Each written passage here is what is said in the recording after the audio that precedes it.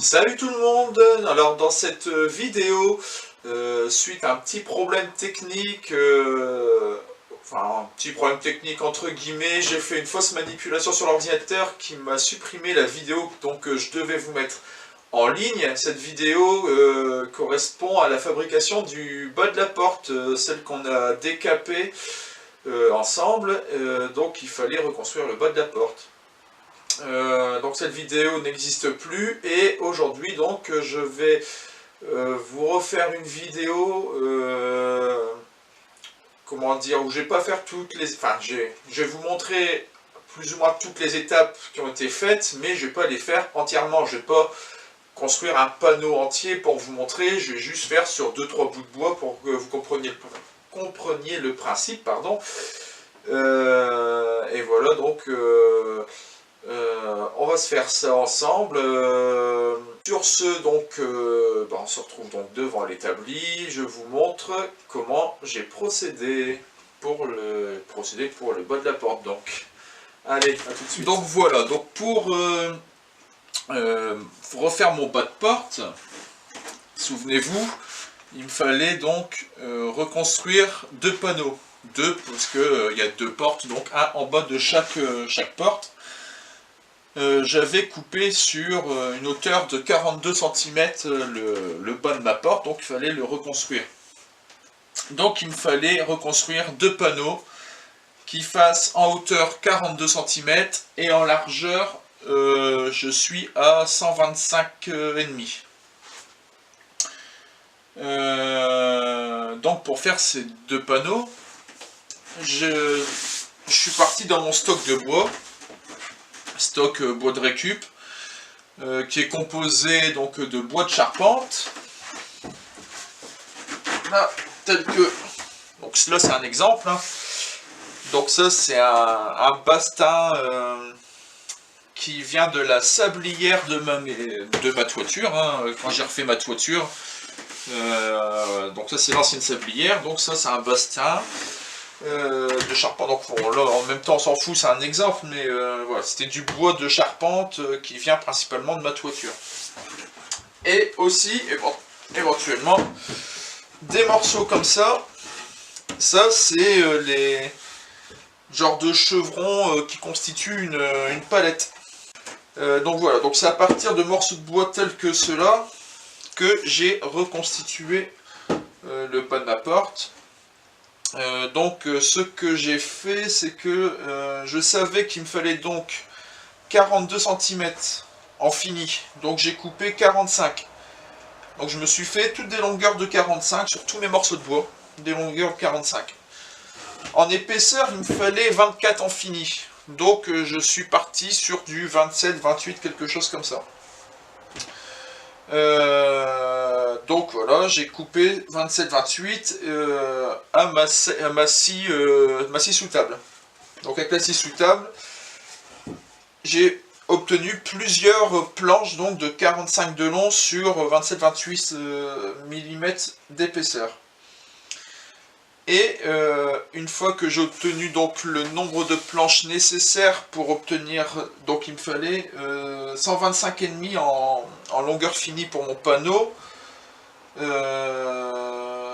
Donc j'ai dû monter un petit peu plus, hein. J'ai assemblé toutes les planches jusqu'à temps que j'avais un petit peu plus que 125,5. Donc ça m'a fait, je saurais plus vous dire le nombre de planches, mais vue d'œil, il doit en avoir une vingtaine de planchettes que j'ai collées l'une à côté de l'autre. Donc voilà, du coup, une fois que j'ai eu mes 20 planchettes, je suis passé à l'assemblage. Donc ça, on enlève.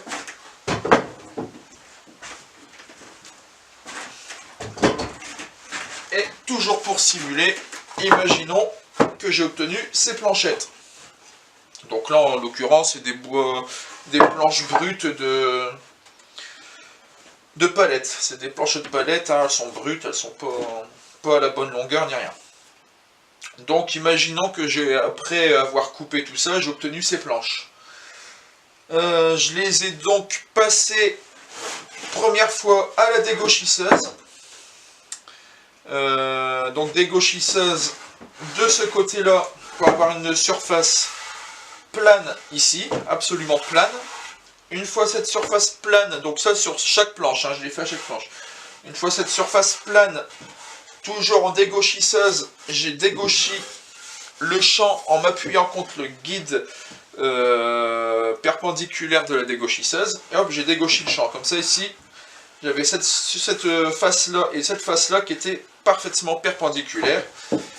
Et ensuite, je suis passé à la raboteuse. Et donc ici c'est ma surface de référence. Donc j'ai raboté cette surface-là.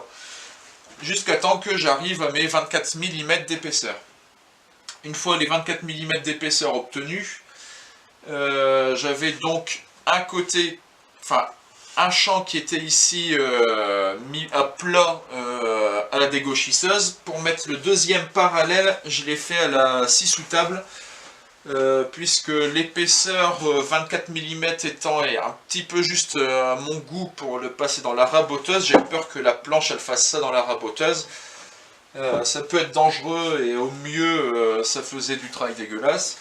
J'ai préféré donc le couper ma largeur à la scie sous table. Alors, quelle largeur, peu importe, j'ai aucune planche qui a la même largeur. J'en ai qui font 8 cm, j'en ai qui en font 5, il y en a qui font 9, 10. Voilà. Le tout, c'était d'avoir les deux côtés bien parallèles. Et une fois ça terminé, j'ai fait donc l'assemblage à la lamelleuse. Donc la lamelleuse,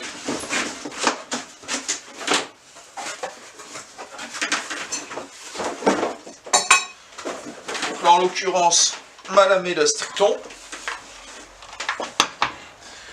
Alors comment j'ai fait? Hop, mettre crayon.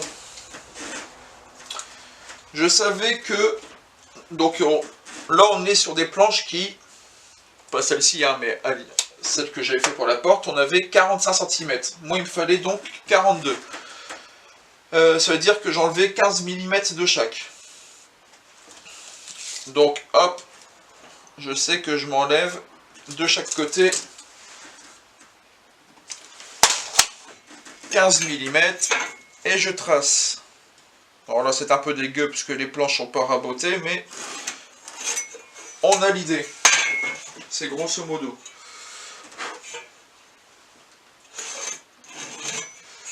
Voilà, donc là j'ai obtenu,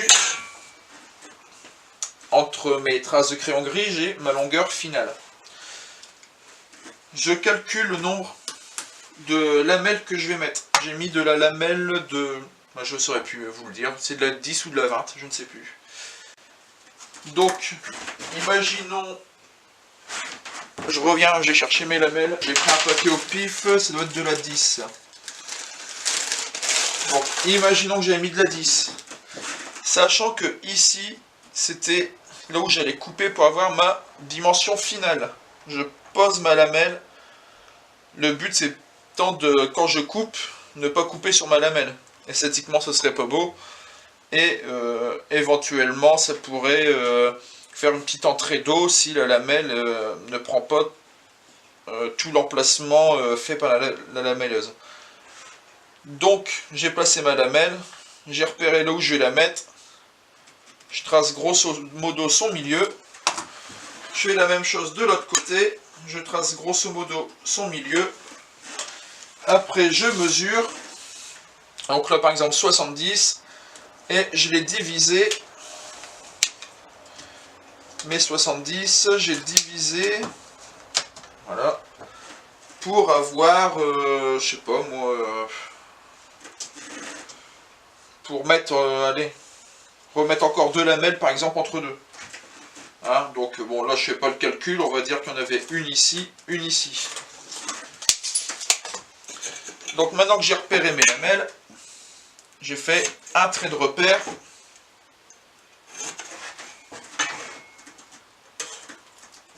Hop.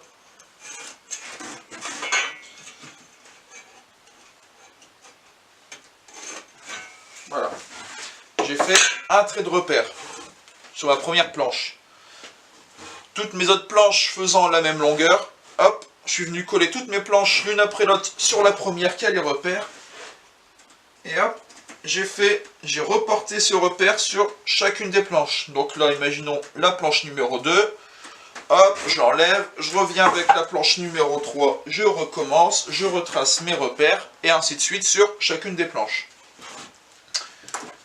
Hop. Une fois ça fait, je suis passé donc au lamellage. Alors le lamellage, j'avais donc des planches de 24 mm d'épaisseur. Je veux que ma lamelle soit au milieu. Grosso modo, si on fait le même sur toutes les planches, on n'est pas obligé d'être au milieu. Le tout, c'est d'avoir une phase de référence. Je choisis donc la phase de référence sur toutes mes planches. La phase de référence, pour moi, c'est celle qui sera à l'extérieur, puisque c'est celle qui sera visible depuis dehors. À l'intérieur du garage, on s'en fout. C'est celle qui sera visible à l'extérieur.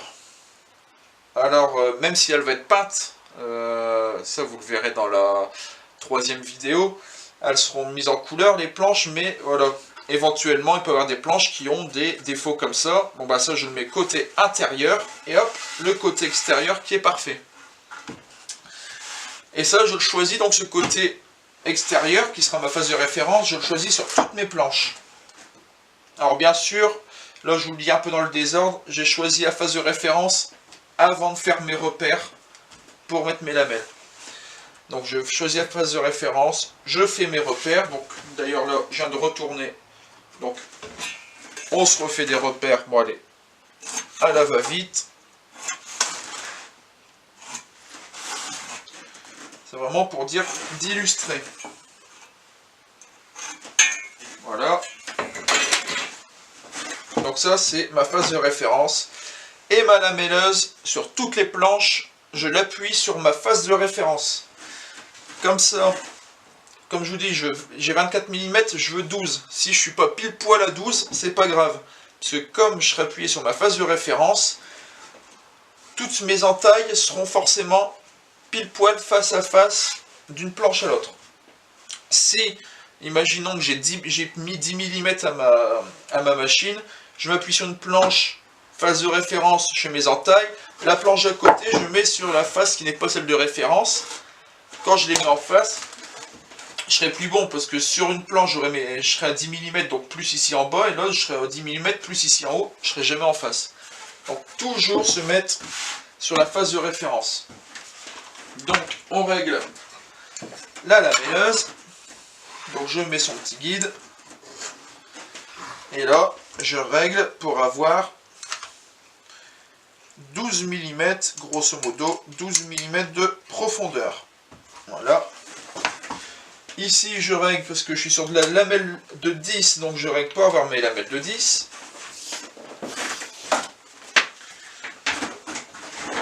Hop, aspirateur.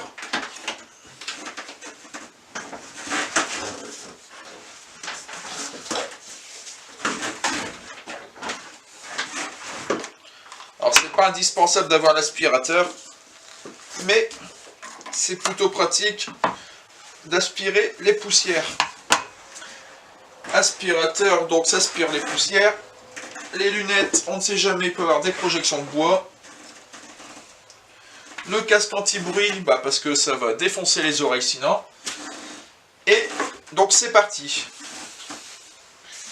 Donc sur la lamelleuse, j'ai un repère ici. L'aspirateur qui est tombé, c'est pas grave. J'ai un repère ici qui indique le centre de la lamelle. Vous voyez aussi ici, je ne sais pas si vous voyez ici, il y a une fenêtre, donc on va voir le trait à travers la fenêtre. Et ici, juste ici, là, mais pas sur cette semelle-là, mais sur la semelle de la machine, il y a encore un repère aussi. Donc ces repères, on les aligne sur le trait de crayon gris qu'on a fait.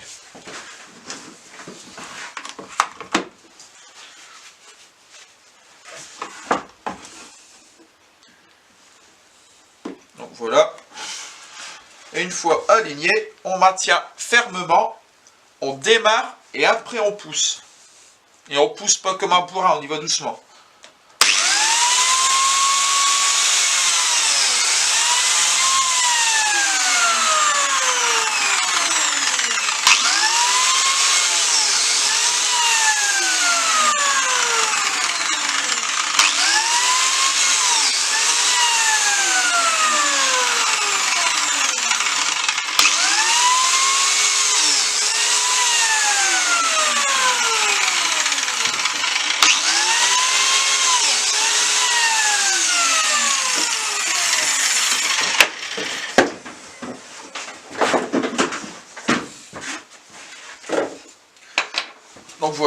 lamellage qui est fait. Donc comme d'ailleurs là ici c'est flagrant, on voit que la lamelle est plus sur le haut que sur le bas, elle n'est pas centrée. On voit qu'elle est là ici, c'est plus petit que ici. Alors là, il faut s'imaginer que si je fais pas donc tous mes lamellages en appuyant sur la face de référence, vous imaginez bien que ça va jamais rentrer l'une dans l'autre. Les planches, les lamelles vont jamais rentrer l'une dans l'autre. Et donc, bien entendu, après, on y met les lamelles. Donc, une fois ça fait, voilà. Une fois ça fait, donc je suis passé au collage. Alors, j'ai d'abord fait un montage à blanc. Montage à blanc, donc je me suis mis sur deux tréteaux sur lesquels j'ai installé deux... D'ailleurs, je vais vous montrer un peu. Donc voilà, toujours pour imaginer. Je suis sur mes deux tréteaux. J'ai mis deux traverses qui vont de tréteau en tréteau sur lesquels, comme ça, je peux poser mes planches. Ça me fait une surface de travail assez agréable. Donc je fais mon assemblage à blanc. Donc l'assemblage à blanc, on fait toutes les opérations que vous allez faire en assemblage classique. Donc assemblage classique c'est avec la colle, assemblage à blanc c'est sans la colle. Vous allez faire toutes les opérations, pardon, à l'identique. La seule différence c'est qu'il n'y aura pas la colle, mais vous allez tout faire, le pressage, les serre-joints, tout, vous allez tout faire identique. Donc là, imaginons donc mes planches ici qui seraient lamellées, mes lamelles mises, enfin mes lamelles à côté prêtes à être mises. Donc maintenant on fait comment?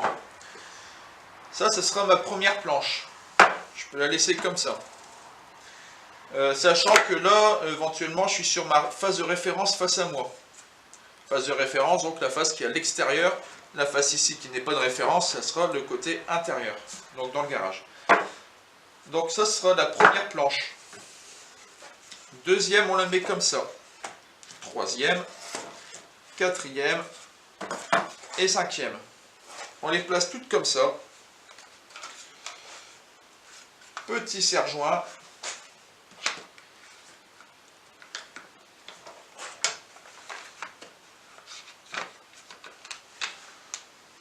Voilà. Alors pourquoi je fais ça? Parce que quand je vais retourner, bon ici ça se voit pas tellement parce que forcément mes planches elles sont pas rabotées, elles sont brutes, c'est la planche de palette, bon elles sont abîmées. Vous imaginez avec les planches vraiment nickel. Quand je fais ça, une fois que je retourne, toutes mes planches ici sont au même niveau. Pile poil au même niveau. Alors ici encore il n'y a que 4 planches, c'est pas trop grave, mais quand vous avez vraiment un paquet de planches, c'est super pratique de le faire de cette manière-là. Toutes les planches, peu importe leur hauteur, ce que je vous ai dit, moi j'ai pas une seule planche qui fait la même hauteur, j'en ai des 5 cm, des 8, des 9, etc. Donc, forcément, ici, elles ont toutes une hauteur différente, mais vu qu'elles étaient en appui sur mes deux tasseaux, quand je les retourne, ici elles sont nickel. Sur ces planches, hop, on fait genre qu'on étale la colle. Donc ça sera sur ce côté-là qu'on étalera la colle. Là, donc je suis toujours en montage à blanc, hein, je ne mets pas de colle, je place toutes mes lamelles. Voilà. Je place toutes mes lamelles, et une fois le lamellage, enfin les lamelles passées, je peux desserrer mes serre-joints.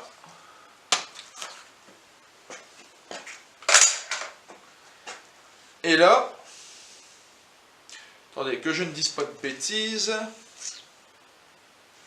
C'est ça. Et là, je prends donc mes planches et hop, je les emboîte une par une. Je les emboîte toutes, l'une après l'autre. Et là, vous voyez déjà si vous avez des problèmes pour l'assemblage. Si déjà, à blanc, vous avez un assemblage, forcément avec la colle, vous l'aurez. Sauf que là, il y aura la colle. et qu'il sera peut-être trop tard. Donc là, vous voyez, est-ce qu'il y a un problème pour l'assemblage? Alors ça m'est déjà arrivé, d'ailleurs ça m'est arrivé sur ces panneaux-là, où j'avais deux planches qui avaient du mal à s'emboîter, parce que sûrement quand j'ai fait le lamellage, j'ai dû bouger peut-être un petit peu la mêleuse, et les rainures n'étaient pas pile poil en face, et du coup ça m'a un petit peu fait galérer. Heureusement que j'étais sur le montage à blanc, j'ai pu modifier un petit peu tout ça. Voilà, c'est à ça que ça sert le montage à blanc, à pouvoir modifier tant qu'on peut. Donc là on voit, tout s'assemble bien, c'est parfait. Prends des serre-joints. Alors vous prenez le nombre de serre-joints nécessaires. Là je montre avec 2.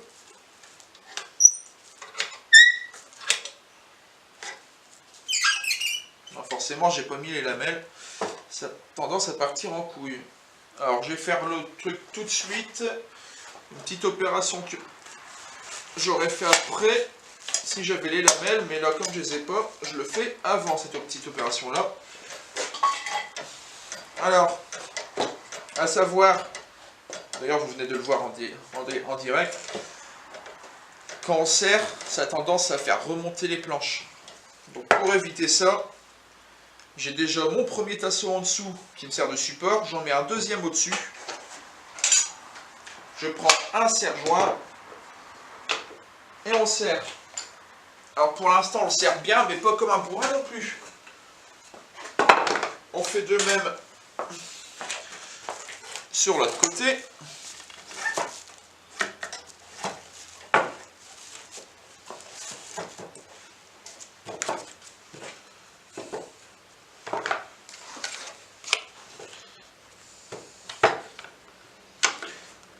Voilà. De cette façon, je sais que mes planches resteront toujours planes pendant le serrage.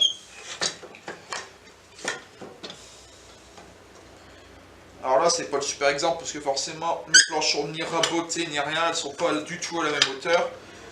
Mais vous avez un peu l'idée. Et donc là, je place tous mes serre-joints.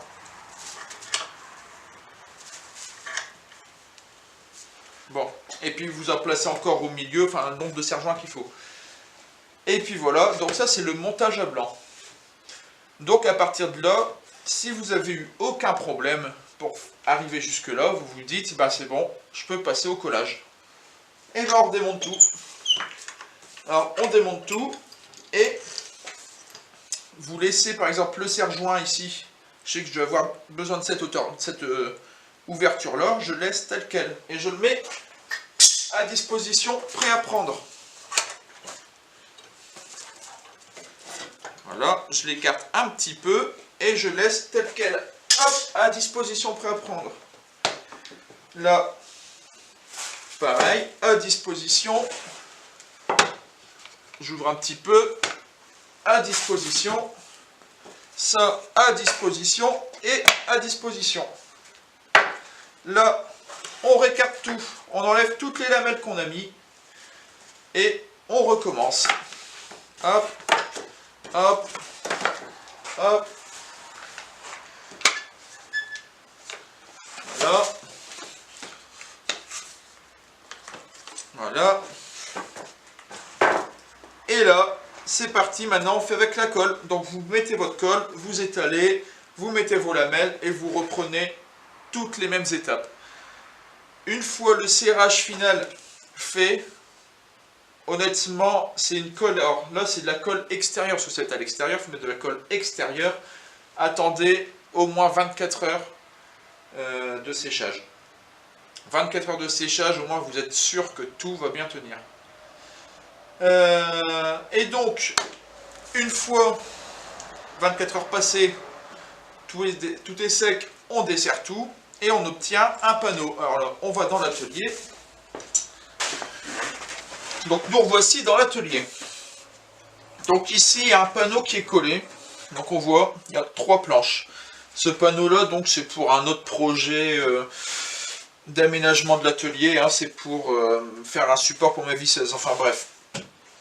Mais voilà, ce que on va obtenir, donc, un panneau. Donc il faut s'imaginer, là en l'occurrence pour ma porte, que le panneau fait 42 cm en longueur, le nombre de planches qu'on a mis pour arriver à au moins 125,5. Donc vous obtenez un panneau, et malgré le fait d'avoir utilisé une lamelleuse avec des lamelles, mis à part peut-être si on utilise vraiment du matos pro qui coûte un bras, mais là en l'occurrence la petite Triton, alors je sais pas pour le matos pro, ça fait peut-être pareil, hein, mais bon, j'ai pas de comparaison. Moi je vous parle de ma Triton. La Triton, une fois les lamelles, enfin le serrage plutôt enlevé, on voit qu'il y a malgré tout des légers, alors vraiment légers, hein, pas des gros désaffleurs, mais des légers désaffleurs quand même. D'ailleurs, regardez, bon, le plateau de l'établi a été fait exactement de la même manière. C'est plusieurs morceaux de bois qui sont assemblés par lamelles. Bon bah là, il n'y a plus de désaffleurs, bien entendu, mais j'avais quand même un petit peu de désaffleurs. Idem sur cette planche. Alors selon le désaffleur que vous avez, alors déjà vous enlevez la colle pour commencer. Alors la colle, plusieurs façons de l'enlever. Soit vous avez mis votre colle, vous avez tout mis sous serre-joint, et là une fois tout sous serre-joint, vous prenez un chiffon mouillé et vous frottez toute la colle, vous l'enlevez. Enfin du moins le plus gros. Ça c'est la première solution. Deuxième solution, c'est une fois que vous avez tout desserré, et ben vous prenez, alors comme moi ça m'arrive hein, de faire comme ça, j'ai un vieux ciseau à bois.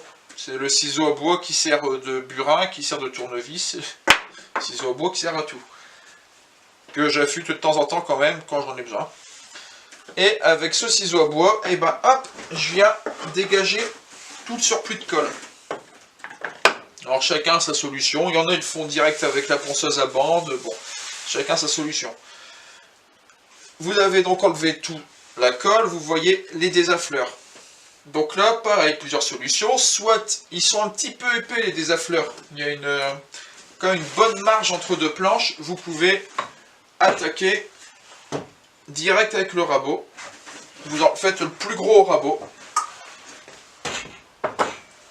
Et là, vous constatez qu'il n'y a plus beaucoup de désaffleurs. Et là, vous passez à la ponceuse à bande. Idem si, après avoir enlevé la colle, vous constatez tout de suite que le désaffleur n'est pas trop épais, vous pouvez ne pas faire le rabot et passer directement à la ponceuse à bande. Donc là, coup de ponceuse à bande rapide pour dire d'aplanir les désaffleurs. Puis après, vous passez à la ponceuse de finition. Donc là, j'ai fait ponceuse de finition. Alors j'ai fait quoi? Oui, j'ai fait le rabot, moi. Pour ma part, j'ai fait du rabot. Puis j'ai fait ponceuse à bande, grain 60. Ponceuse de finition, grain 80, grain 180.